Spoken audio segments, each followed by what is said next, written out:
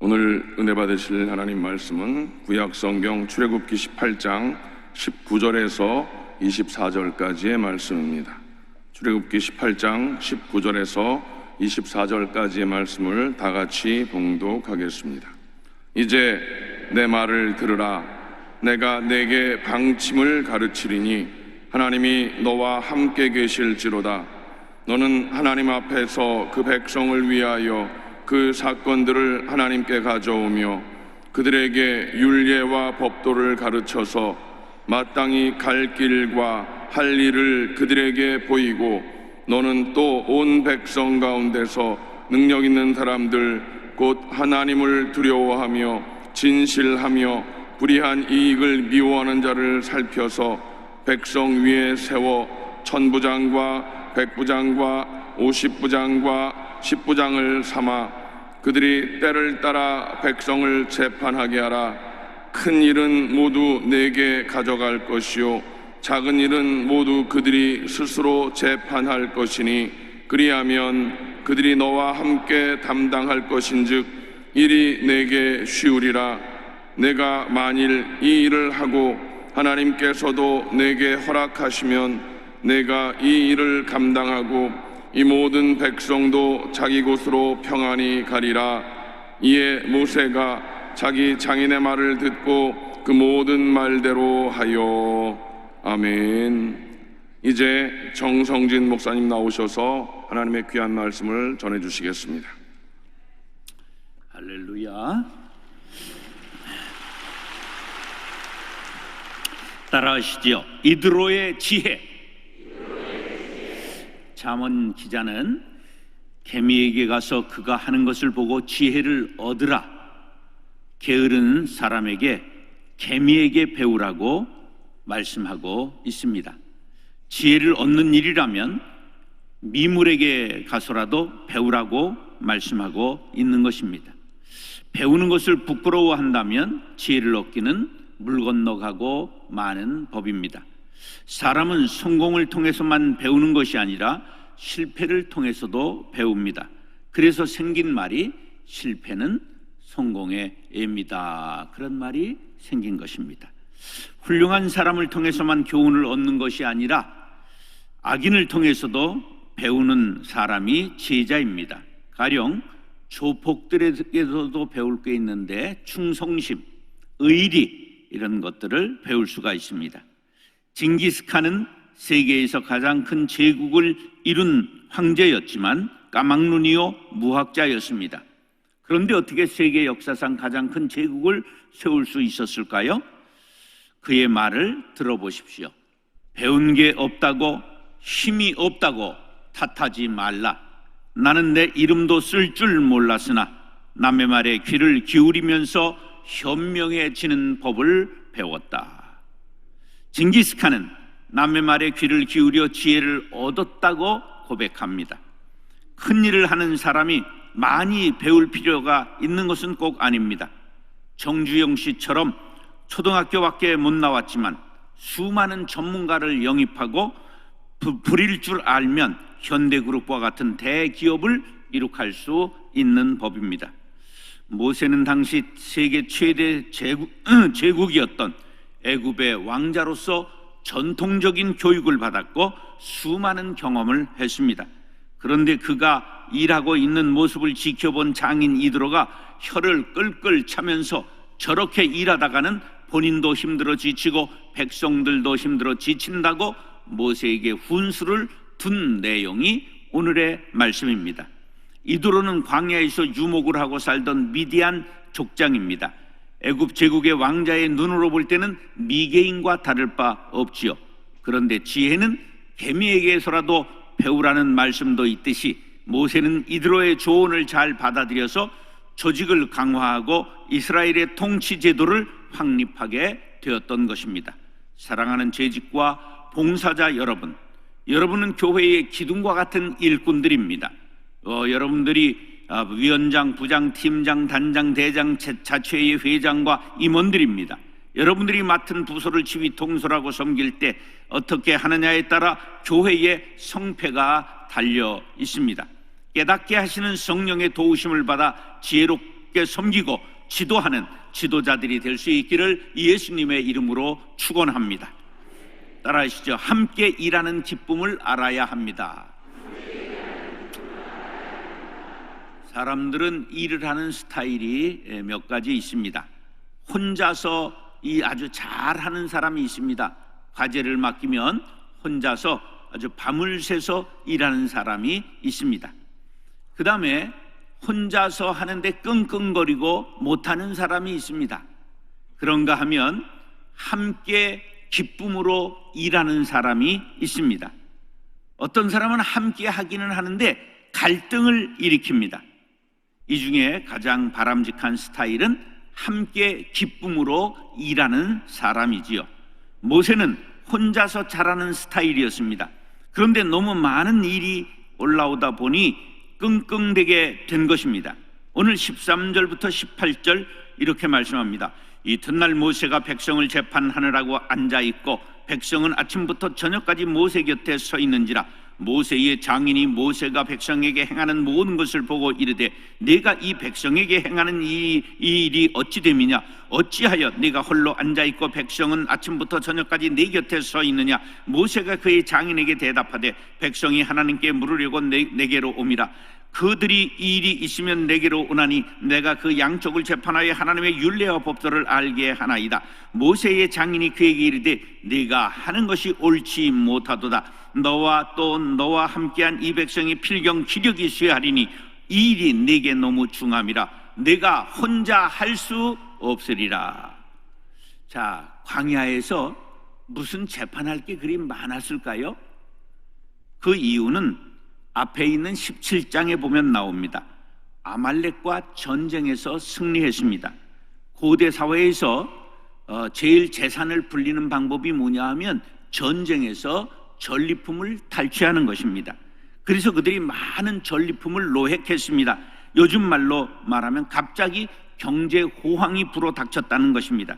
그래서 돈이 많아지고 물건이 많아지니까 다툼이 일어난 것입니다. 이거 내가 먼저 잡았다, 아니다 내가 먼저 찜했다, 이래가지고 지금 재판이 일어나게 된 것입니다. 장인 이드로가 방문했다가 하루 종일 혼자 재판하는 모세와 떼약볕에서 재판을 기다리는 백성들을 보면서 훈수를 둔 것입니다. 내가 하는 것이 옳지 못하다. 내가 혼자 할 수 없으리라. 세상은 변하는데 모세의 통치 방식이 변하지 않았습니다. 결국 열심히 하는데 옳지 못한 일이 되고 만 것입니다. 그 해답이 무엇이냐? 혼자 하지 않고 함께 일하라는 것입니다. 전문 용어로 업무 분장이라고 말합니다. 권한 위임이라고 말합니다. 마가복음 2장 22절에 보면 새 포도주를 낡은 가죽 부대에 넣는 자가 없나니 만일 그렇게 하면 새 포도주가 부대를 터뜨려 포도주와 부대를 버리게 되리라. 오직 새 포도주는 새 부대에 넣느니라. 할렐루야. 새 술은 새 시대를 의미하고 새 부대는 새로운 방식을 의미합니다. 그런데 대부분 실패하는 조직은 시대는 변했는데 헌 부대를 사용하기 때문입니다. 낡은 전통을 그대로 고수한다는 뜻이지요. 새술은 발효가 진행 중이라 부글부글 끓습니다. 그렇기 때문에 헌 부대는 신축성이 없어서 금방 터져버리고 맙니다. 그러므로 새 가죽 부대에 넣어야 터지지 않습니다. 지금 이 시대는 수직적 조직, 즉 명령과 지시로 이루어진 조직은 잘 움직이지 않습니다. 특히 누가 교회에서 명령을 듣고 복종합니까? 여러분들 혹시 주민자치센터 같은 데 가보셨지요? 주민등록되고 뭐 하러 가면 보면 그 입구에 쫙 이렇게 수평으로 앉아 있습니다. 그런데 여자가 많아요? 남자가 많아요? 왜 그럴까? 꽃처럼 예쁜 여자들이 맞이하라고 그럴까? 아니에요.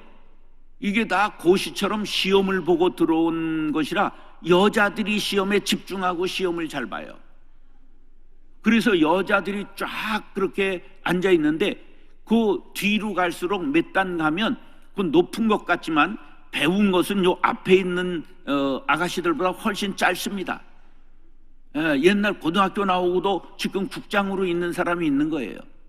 근데 앞에는 명문 나오고 시험을 엄청나게 준비해서 왔어요.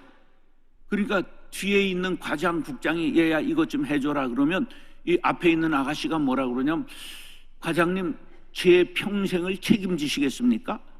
그리고 말을 안 듣는 거예요. 이 세상이 뒤베졌다 이렇게 말하는 거예요. 이런 세상이 함부로 굴러가지 않습니다. 교회도 마찬가지입니다. 요새는 아래 것들이 더 무섭죠. 요새는 며느리 살이 하느라고 우리 시어머니들 얼마나 고생이 많으십니까? 억울하지요. 억울하면 기도하시기 바랍니다. 그러므로 교회도 수평적 조직을 만들어야 합니다. 일방적 지시와 명령에 의해 움직이는 조직이 아니라 의사소통을 잘하고 쌍방향에 서로 소통할 수 있는 조직을 만들어야 됩니다. 그렇게 하기 위해서는 혼자서 10걸음 가는 방식이 아니라 10명이서 한 걸음 가는 방식을 택해야 합니다. 그렇게 하려면 기다려주는 아량이 필요합니다. 처음부터 잘할 수는 없기 때문에 맡겼으면 기다려야 합니다.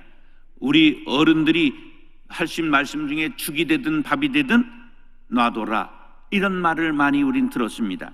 제가 목회할 때 조직 관리를 어떻게 했느냐? 한 가지만 지시했습니다. 망할 자유를 준다. 한번 따라서 망할 자유를 준다. 맡겼으면 인내심을 가지고 기다리라는 것입니다. 상대방을 존중하고 함께 일하는 기쁨을 맛보게 되는 것입니다. 요한 3서 1장 8절에 보면 그러므로 우리가 이 같은 자들을 영접하는 것이 마땅하니 이는 우리로 진리를 위하여 함께 일하는 자가 되게 하려 함이라. 할렐루야. 사랑하는 재직과 봉사자 여러분, 교회 일을 혼자서 하지 말고 진리를 위하여 함께 일하는 기쁨을 누리게 되시기를 예수님의 이름으로 축원합니다. 따라서 은사 중심적으로 일해야 합니다. 과거에는 지식과 정보와 기능과 권한을 소수의 지도자가 독점했습니다. 지금은 민주화되고 정보화 시대가 되었습니다. 권한이 분산되고 정보가 보편화되었기 때문에 소수의 지도자가 일하는 방식은 시대 정신에 맞지 않습니다. 그러면 함께 여럿이 짐을 져야 하는데 어떻게 일을 분장하는 것이 가장 합리적이고 효율성이 있는 방법일까요? 그 힌트가 오늘 본문 19절로 22절에 이렇게 나옵니다. 이제 내 말을 들으라. 내가 네게 방침을 가르치리니 하나님이 너와 함께 계실지로다. 너는 하나님 앞에서 그 백성을 위하여 그 사건들을 하나님께 가져오며 그들에게 율례와 법도를 가르쳐서 마땅히 갈 길과 할 일을 그들에게 보이고 너는 또 온 백성 가운데서 능력 있는 사람들 곧 하나님을 두려워하며 진실하며 불의한 이익을 미워하는 자를 살펴서 백성 위에 세워 천부장과 백부장과 50부장과 10부장을 삼아 그들이 때를 따라 백성을 재판하게 하라. 큰 일은 모두 네게 가져갈 것이요 작은 일은 모두 그들이 스스로 재판할 것이니 그리하면 그들이 너와 함께 담당할 것인즉 이 일이 네게 쉬우리라. 아멘. 이드로가 모세에게 가르쳐준 방침은 이러합니다. 능력 있는 사람을 뽑아라. 능력 위주의 사람을 선발하라고 하는 것입니다. 두 번째, 하나님을 두려워하는 사람을 뽑아라. 신앙 위주의 사람을 뽑으라는 것입니다. 세 번째, 진실한 사람을 뽑아라. 인격 위주의 사람을 선발하라는 것입니다. 네 번째, 불의한 이익을 미워하는 자를 뽑아라. 청렴한 사람을 위주로 선발하라는 것입니다. 다섯 번째, 천부장, 백부장, 50부장, 10부장을 뽑아라. 이것은 사람은 크기가 다 다르다, 은사가 다 다르다, 은사 위주로 사람들을 선발하라고 하는 것입니다. 그런데 우리나라 사람들은 굉장히 이게 관계 중심적입니다. 그래서 전부 고향 같은 사람, 성씨 같은 사람, 그리고 일가 친척, 그리고 동창, 그렇게 하기 때문에 이것이 모든 것이 깨지게 되는 것입니다. 1000명을 거느릴 능력과 10명을 거느릴 능력은 다릅니다. 어느 것이 좋고 나쁜 것이 아니라 능력이 다르고 은사가 각각 다른 것입니다. 자신의 능력에 맞는 일을 맡을 때 가장 기쁨이 충만합니다. 뿐만 아니라 효율성이 높아집니다. 자, 보세요. 다윗과 골리앗이 맞붙게 될 때 아무도 나서는 이가 없이 벌벌 떨고 다 숨을 때 이 15 소년 다윗이 나옵니다. 그러니까 사울 왕이 볼 때는 신통방통 꼬부랑통 하거든. 그런데 아무 무기도 없이 애가 나서니까 자기 투구를 벗어서 씌워줍니다. 갑옷을 벗어서 입혀줍니다. 그리고 자기의 보검을 하사합니다. 그런데 다윗은 입어보니까 투구를 쓰니까 눈이 가리거든. 갑옷을 입으니까 옷이 자기를 입었는지 내가 입었는지를 모르겠고 허우적거리거든. 칼을 들었는데 이 칼을 휘두르다가 너무 무거워서 지가 지 칼에 그냥 찔리겠거든. 그러니까 다 벗어버리고 내려놓고 자기의 무기인 물맷돌을 들었어요. 따라서 자기만의 무기를 가져라. 검술을 배운 적도 없는 다윗이 보검을 들고 나가면 자기 칼에 자기가 찔리는 거예요. 사람마다 자신의 능력, 자신의 재주, 자신의 은사가 따로 있습니다. 로마서 12장 6절 시작. 우리에게 주신 은사대로 받은 은사가 각각 다르니 혹 예언이면 믿음의 본수대로. 각각 어떻다고요? 다르다. 하나님은 우리 한 사람 한 사람에게 가장 알맞는 은사를 주셨습니다. 그 은사를 따라 일을 나누어 맡기는 것이 공동체가 잘 되는 첩경입니다. 문제는 은사를 알아야 합니다. 이게 은사인지 아닌지 어떻게 알까? 자, 따라하세요. 좋아하고 잘하고 옳은 것이다. 따라서 은사란 좋아하고 잘하고 옳은 것이다. 자, 근데 자기는 좋아하는데 성가대 좋아한다고 왔는데 막 삑사리를 내고 음이 이탈하고 그러면 이게 잘하는 건 아니잖아요. 근데 잘하는데 뭘 잘하느냐? 담nom자, 세비자 막 이러면 곤란하잖아. 이거 옳지를 않아요. 그래서 좋아해야 되고 그 다음에 뭐 해야 된다? 잘해야 되고 또 뭐 해야 된다? 옳은 것이어야 된다. 그런 거예요.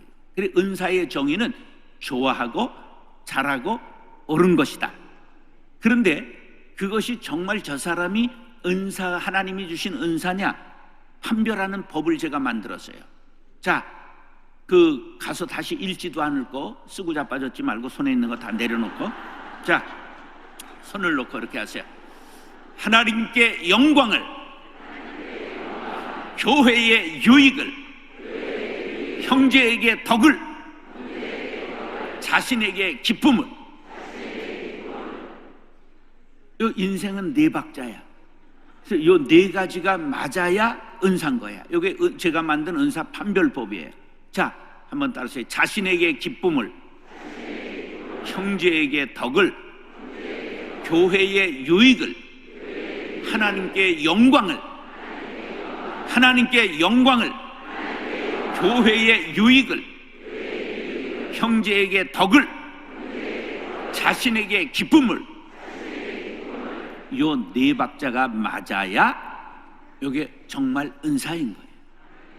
내가 은사라고 말해서 은사가 아니라 요게 맞아 들어야 하나님께서 주신 은사라는 것을 아시고 여러분들 요 은사 판별법을 잘 지도자들은 활용해야 하는 것입니다. 자, 그러면 지도자는 그 다음에 뭘 하는 거냐 하면 사람의 은사를 이렇게 딱 봐서 아, 저 사람이 요 은사가 있구나. 그것을 배치하는 거예요. 그래서 회사에서는 무슨 과가 중요하다? 인사과가 중요한 거예요. 인사는 만사다. 인사가 만사예요. 그런 것처럼 교회는 은사 배치를 지도자들이 잘해야 하는 것입니다. 그래서 그 회사에서 인사과가 중요한 것처럼 지도자들은 교회에서 은사 배치를 잘 해야 됩니다. 자신이 좋아하는 일과 잘하는 일과 교회에 유익이 되는가를 살펴서 은사대로 맡겨야 합니다. 은사대로 일을 하는데 제일 걸림돌은 뭐냐? 따라하시죠. 고참 중심적. 이 전통적인 교회에서는 모든 걸 고참 중심적으로 해요. 그런데 요새는 그저 나이 먹으면 뒷방 어른 되는 시대이기 때문에 나서면 곤란합니다. 이게 시대가 확 지금 빨리 바뀌잖아요. 그렇기 때문에 뒤에서 잘 사람들을 조직하고 신바람 날 수 있도록 하는 거예요. 위원장, 부장이 하는 일이 뭐예요? 밥 사주는 거예요. 밥 사주는 거. 앞에서 지시하고 명령하고 하는 게 아니라 밥 사주고 신바람 나게 해주는 것. 그러니까 역할이 옛날하고 다르다 그런 말이에요. 그래서 이 전통적 고정관념, 고참이면 자꾸만 나이 들고 오래되면 높아지는 것, 이거를 이제 깨야 합니다. 알을 깰 때 새가 될 수가 있는 겁니다. 고정관념을 깨고 새로운 인물일지라도 은사가 탁월하면 앞세워야 합니다.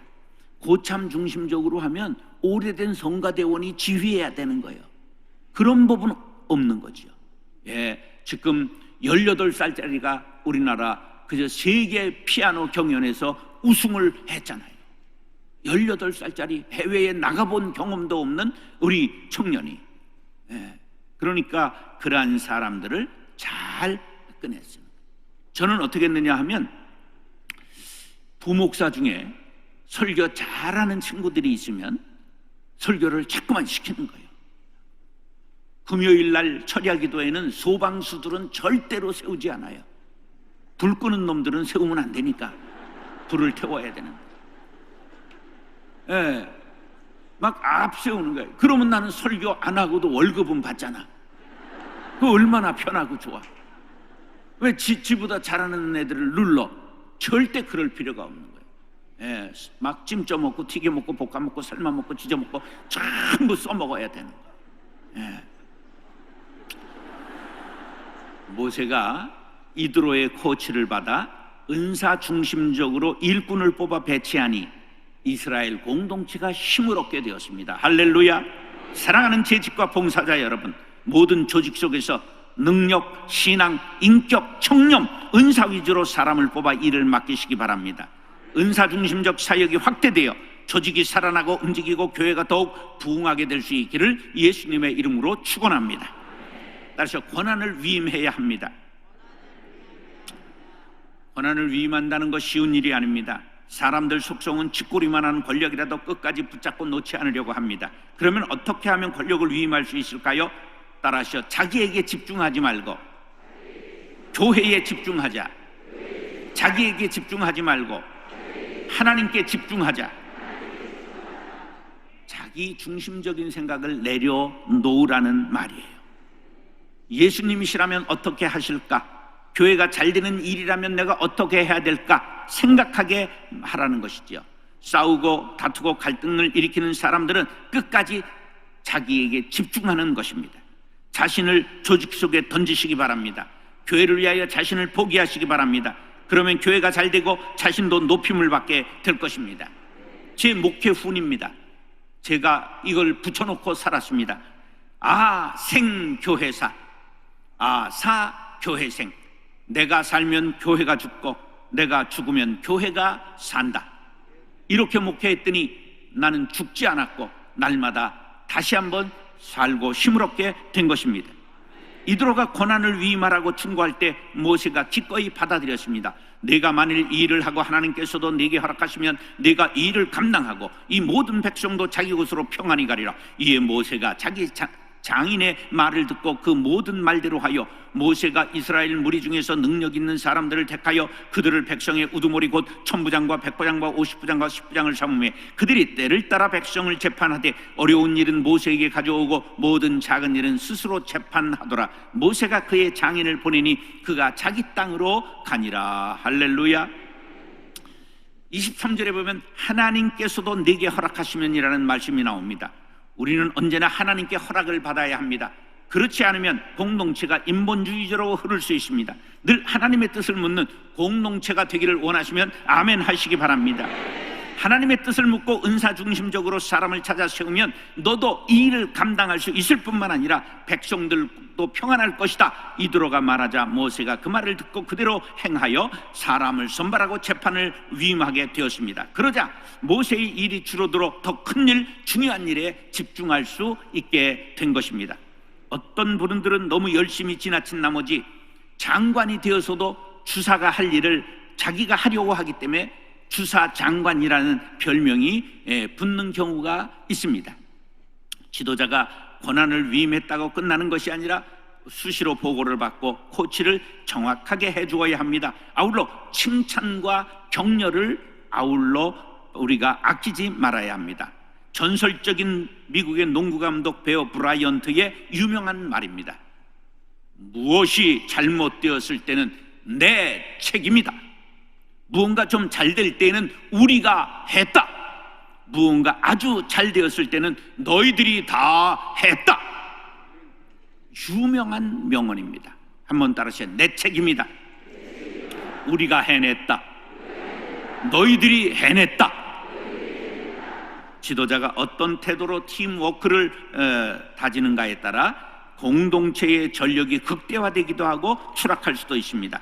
각 사람의 고유한 능력과 은사를 발견하고 장려해 주어야 합니다. 그러면 공동체에 평안이 임합니다. 고린도전서 7장 17절 시작. 오직 주께서 각 사람에게 나눠주신 대로 하나님이 각 사람을 부르신 그대로 행하라. 내가 모든 교회에서 이같이 명하노라. 아멘.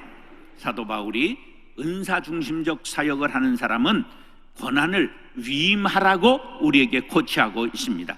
사랑하는 재직과 봉사자 여러분, 하나님의 부르심을 따라 권한을 위임하고 조직의 신바람을 불어넣는 지혜로운 지도자들이 될 수 있기를 예수님의 이름으로 축원합니다.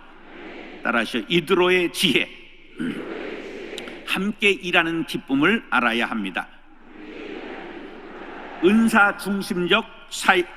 중심적으로 일해야 합니다. 권한을 위임해야 합니다. 기도하겠습니다. 사랑과 은혜가 풍성하신 아버지 하나님, 오늘 성경 말씀을 통하여 주님 안에서 형제와 자녀된 우리가 힘을 합하여 서로 모자란 부분을 보충하며 아름다운 공동체를 이룩하게 하여 주옵소서. 우리를 만드신 주님의 뜻을 깨닫게 하시고 주신 은사를 따라 일하여 건강한 교회를 세우는 밑거름이 되게 하여 주옵소서. 함께 일하도록 세워준 동역자를 온전히 신뢰하도록 도와주셔서 맡기고 기다리는 넉넉한 마음을 더하여 주시옵소서. 그리하여 교회가 나로 인하여 부흥하고 성장하고 아름다운 교회가 될 수 있도록 복내려 주옵소서. 예수님의 이름으로 축복하며 기도드리옵나이다. 아멘.